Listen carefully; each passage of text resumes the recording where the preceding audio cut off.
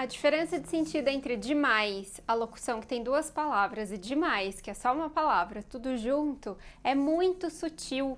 Então, o mais fácil é você saber que tipo de palavras esses termos podem acompanhar. E aí, o que eu tô chamando de tipo de palavra é a classe das palavras. Sempre que possível, a gente evita nomenclatura nos vídeos, nas nossas explicações, mas nesse caso dos demais, fica muito mais fácil quando você entende quais palavras esses termos acompanham. Então eu sugiro que no mínimo você dê uma relembradinha de o que é um substantivo e o que é um verbo, porque isso vai fazer toda a diferença. O demais separado com duas palavras é uma locução adjetiva. O que isso significa? Normalmente, qual é a função de um adjetivo? Caracterizar um nome, certo? Uma locução adjetiva é um termo que tenha pelo menos duas palavras e que tenha o valor de adjetivo. Então, na maior parte dos casos, esse demais, com duas palavras, vai aparecer com substantivos, mas ele também pode aparecer com pronomes. Se você souber a parte do substantivo, na maior parte dos casos, isso já vai resolver sua vida. Por exemplo, se eu disser assim uma frase, ela tem problemas demais. Problemas é um substantivo, esse demais está descrevendo esse substantivo e é por isso que a gente usa nesse contexto o demais separado. Eu sugiro que você faça anotações sobre esse assunto e tente listar vários exemplos diferentes pensando em substantivos.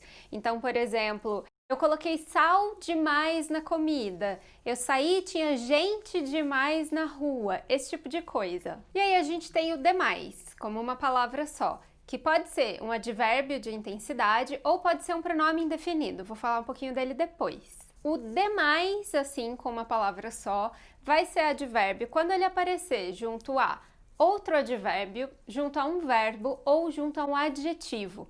Então, você precisa decorar essas três classes de palavras para entender quando usar o demais. Por exemplo, eu estou trabalhando demais. Como trabalhar é um verbo, a palavra mais adequada para trazer uma característica para ele é um advérbio, e é por isso que nesse caso a gente usa o demais tudo junto, uma palavra só. E aí a gente pode pensar em vários exemplos com essas classes que eu falei. Por exemplo, alguma coisa fica longe demais, ou eu estou cansado demais, ou eu comi demais, ou isso aqui é ruim demais, ou é bom demais.